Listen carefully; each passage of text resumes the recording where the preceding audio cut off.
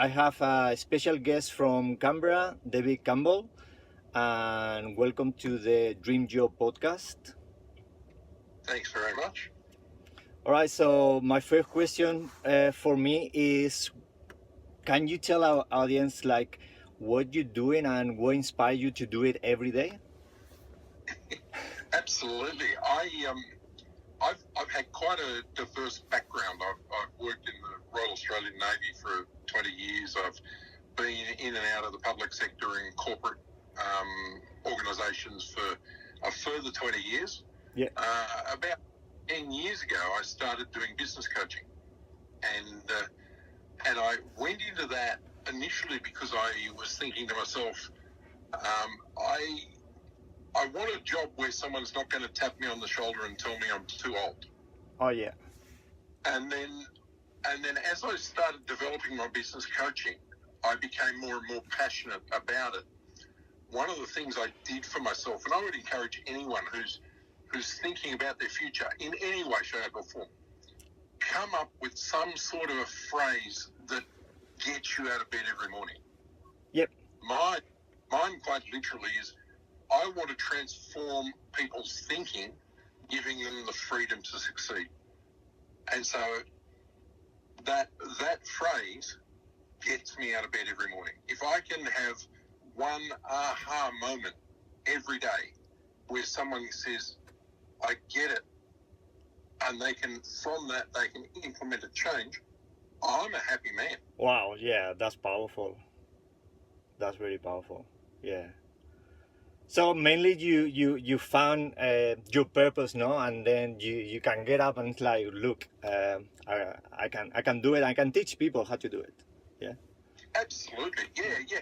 And look, one of the biggest challenges for me as a coach was so many coaches have programs that they'll put you on this, and you spend 8 weeks and you do this and this and this and this, and then you pop out the other end and everything's solved. And I'm afraid I don't support that mentality of coaching. I think the coaching journey needs to be individual for each person. Mm.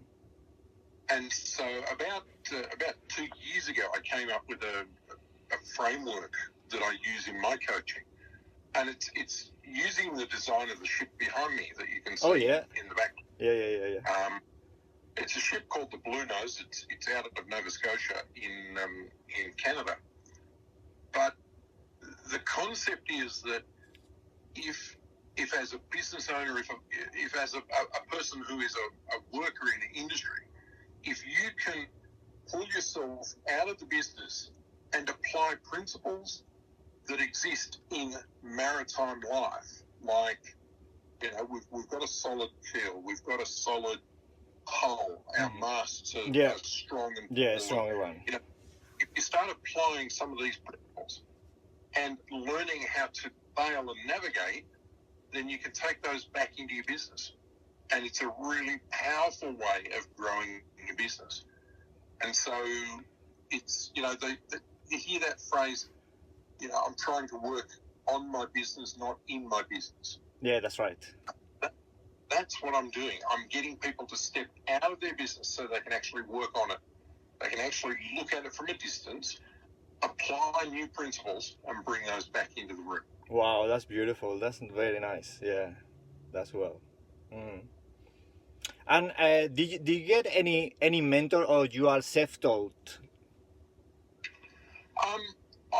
I've had a number of mentors over my life. When I originally started out, I specialised in computing. When I originally started out, I had a group captain that I used to work for who said, "Get into computing. It's the way of the future." I would say my mentor right now is a chap by the name of John Maxwell.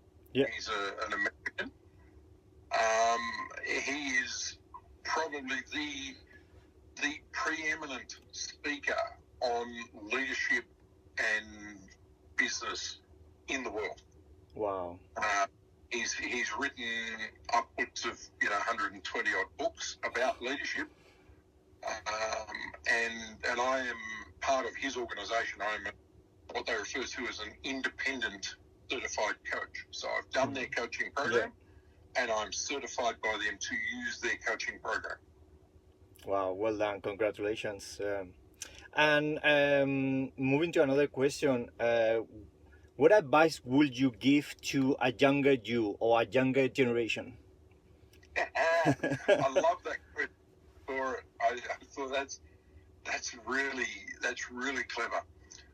I think the advice I would give to my younger self would be try to understand why you're here. Mm-hmm. Why are you on the earth? You know, the reality is we're given, let's say on average, a male is given 83 years in Australia on this earth, and then they die. Mm. And we spend the first 20 of those studying. We spend the next 20, 30,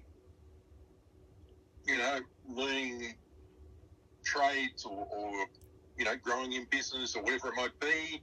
We then settle down for a short period of time, and then we retire, and we spend the next 20 years doing what we want to do. Yeah. And I think it's important that you understand at the very beginning, why are you here? Yeah. What is that one key thing?